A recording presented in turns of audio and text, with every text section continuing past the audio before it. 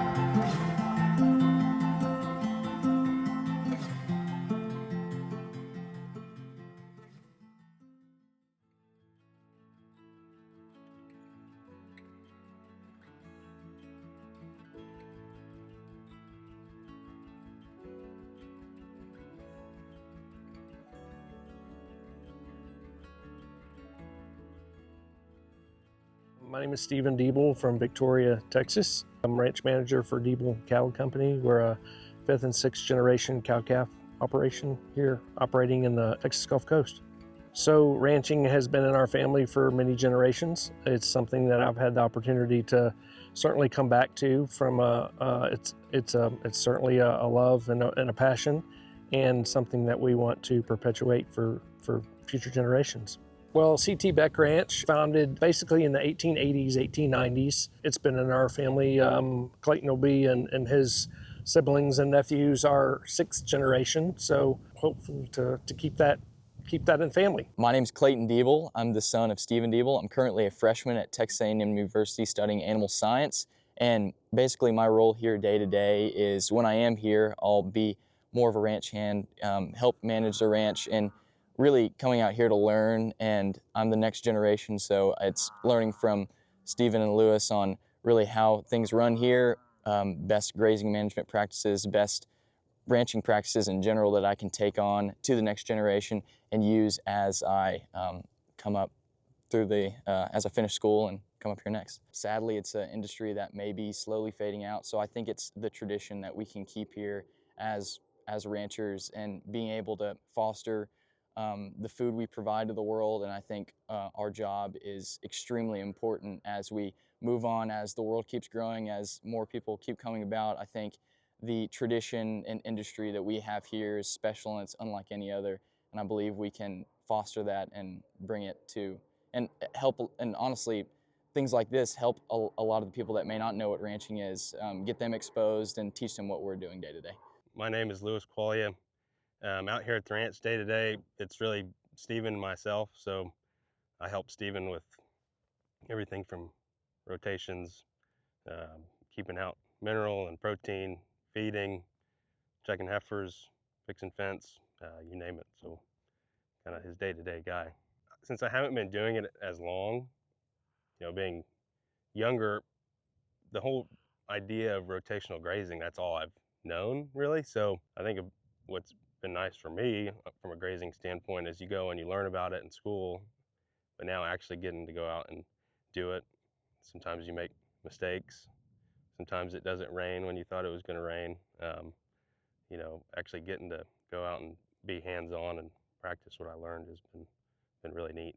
So to my understanding, it was always a cattle operation. It expanded well into Victoria, and it's my understanding back in the 40s and 50s during the drought. Some of those holdings were sold off, but this was the original headquarters. So this house here was built in 1901. There was a barn that accompanied it that's been taken down since then. But yeah, it's been in our family for a long time. Historical marker here kind of shows the timeline of the ranch, and it's been in our family ever since. Here at this ranch, we don't feed hay. You know, we try our best to employ all of our rotational grazing systems where, you know, deferment is a huge priority. And with that deferment, you know, comes forage production. We're in pastures for, you know, 2 to 3 weeks, and then they're deferred for, you know, 60 to 90 days, sometimes more. Dual calving seasons, fall and spring.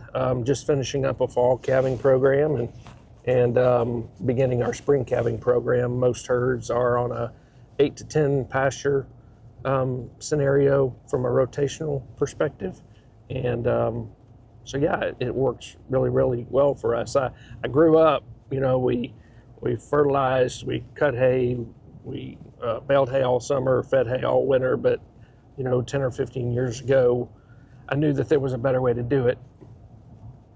And being around some really, really successful operations in this part of the world, you know, we've got sometimes a 10 or 11 month growing season. Let's utilize our livestock and utilize them from a grazing perspective, and really not have to put in not as much labor costs and machinery as you used to. So you haven't always been grazing with this type of program. What made you make that change? Well, I think, you know, probably having the opportunity to be around many successful great grazing operations, that was probably a big you know, eye-opening experience through, you know, we're through the Soil Water District, and that's how I really began to understand, you know, the value that rotational grazing systems can create. Typically, and this is not our typical scenario, typically we hand feed every day. We've got some big grass traps behind us, so typically our fall calves are weaned middle of May, and we'll wean and precondition those through summer. Okay. Those cattle typically get shipped the end of July, 1st of August. The spring calves get weaned, you know, mid-August, and we'll run these on grass. Going back to my previous comment, we typically hand feed twice a day. However, this gives Lewis and I a little bit of break in not feeding twice a day, and it's the reason you see these cattle on some limiters right now from Purina. We hand fed these cattle for about 90 days, and we shipped the big ones. So we shipped 3 loads of 8-weight steers off of this same set, kind of mid-November. Okay.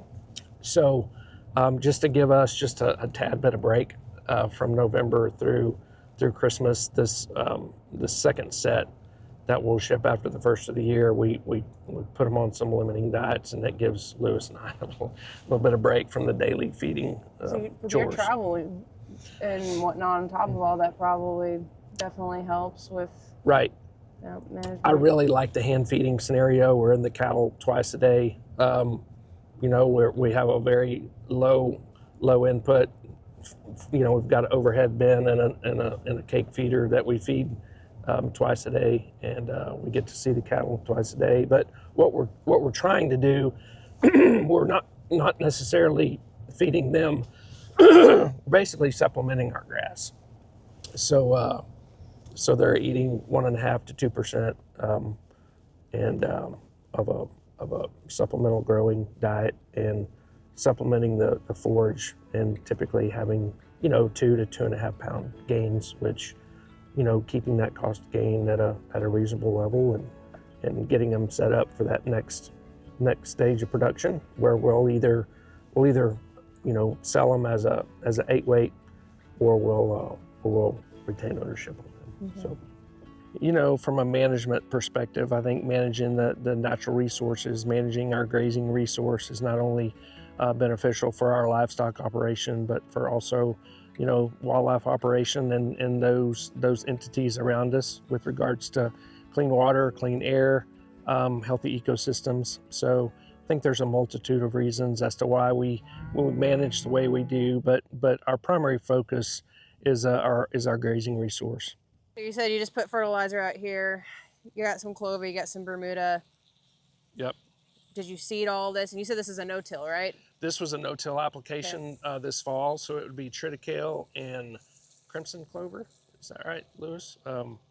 So that was no-tilled in kind of that October timeframe. We try to coincide it with moisture. This year it's been a tough year with regards to moisture, but we've got a local farmer who's been very helpful in allowing us to contract him out from a no-till perspective.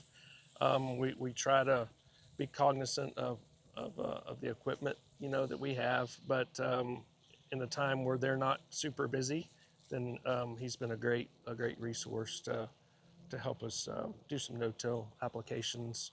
Why the no-till?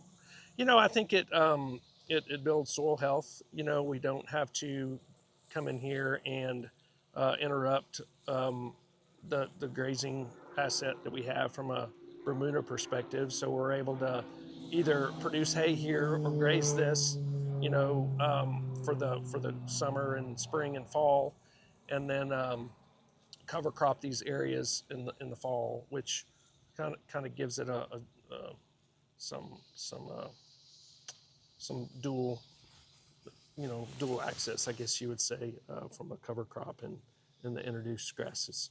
So. And the soil have you seen a change in the soil because of that? I think the production level, I would say, is beginning to get that much better year after year, as we've only been cover cropping for 4 or 5 years now, but I think you're beginning to see that conversion of old fallow rice ground being very depleted to more of a very healthy, you know, soil. Have a lot of pipelines, a lot of troughs. We've consolidated a lot of watering systems, windmills. You know, when Hurricane Harvey came through, we probably took care of 50 windmills, you know, and now we probably have less than 10. We've just consolidated these watering systems, better water distribution.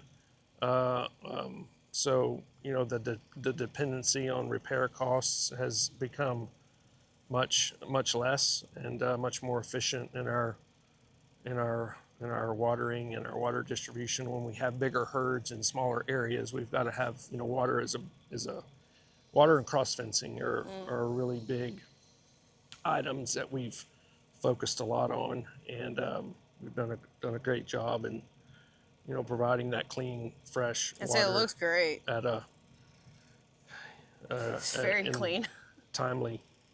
So yeah, that was one thing that we really focused on the last 20 years. And did Harvey take out a lot of your existing infrastructure? Mm-hmm. Yeah, lots of barns, lots of windmills, a lot of fence. You know, we had, you know, wind, the rain. We probably had 20 to 25 inches of rain, but we had wind that exceeded 120, 130 mile an hour winds, you know, and a lot of barns are not here anymore. Windmills, you know, those fences had to be rebuilt, but a lot of the barns that we had for storage are not here anymore. So probably Harvey provided you with a little bit of opportunity in terms of if you want to do something different. Sure. Well, yeah.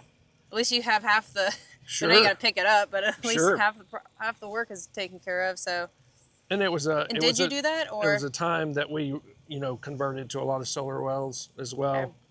Solar wells, you know, we don't have near the maintenance on those anymore, and then we consolidated a lot of watering systems too. So it was just one of those transitional times that allowed us to really figure out, you know, what's best and what do we want to go back with, because the windmills are, you know, they were iconic for sure, but very expensive to work on. Yeah.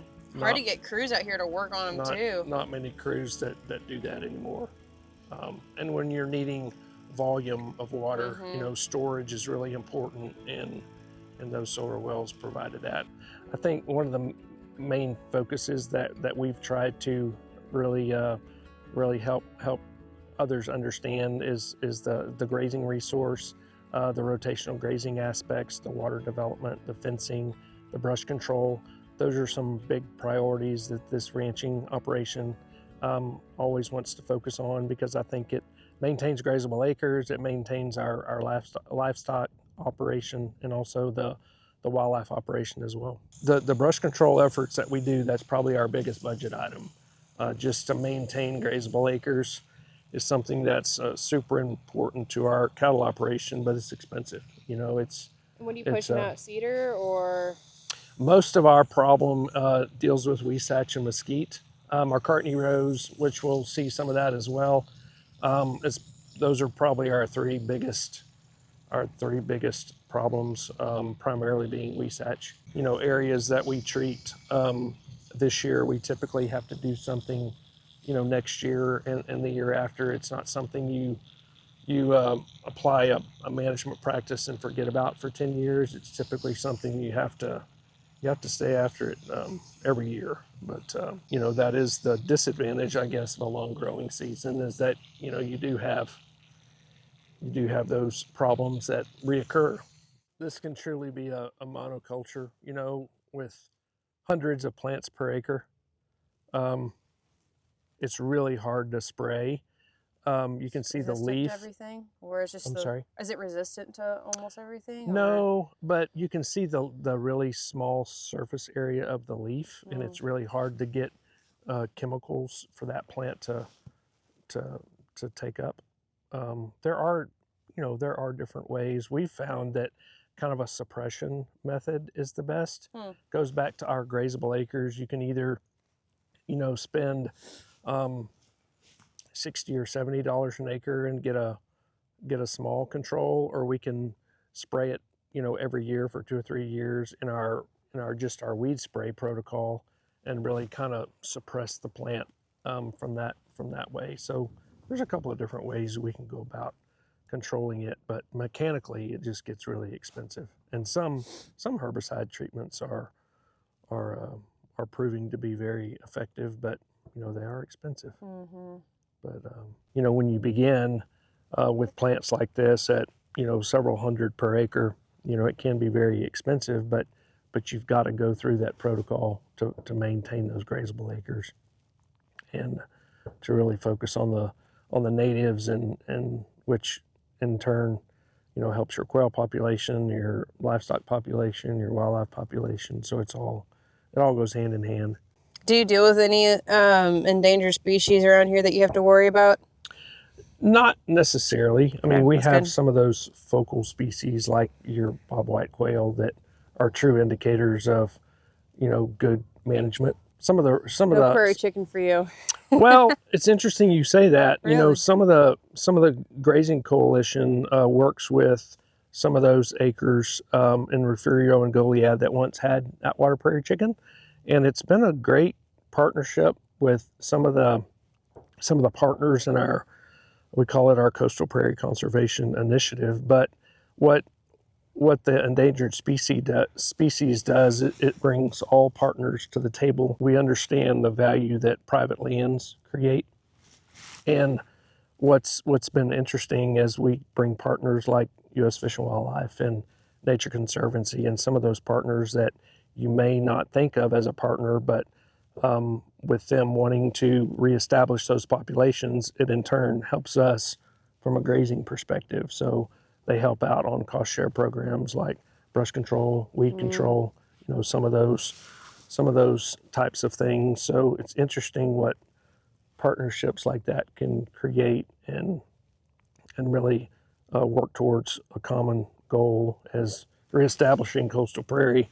They're looking at it from a endangered species recovery effort, and we're, you know, as a rancher, we're looking at it as a restoration, you know, opportunity to create more grazing land. So it's been a good partnership. Managing those grazing resources certainly takes a little bit to understand the economic value that rotational grazing permits, but it's a great opportunity to see the rotational grazing systems, and to see the things that we employ, you know, from a grazing resource and the value that it creates. See, even here in the Gulf Coast area of Texas, Stephen and his crew are a prime example that you can incorporate grazing management practices that pay. We want to thank the Diebel family for hosting this episode of Ranchworthy, brought to you by the Texas A&M Center for Grazing Lands and Ranch Management. Until next time, I'm your host, Emma Coffman, and this is Ranchworthy.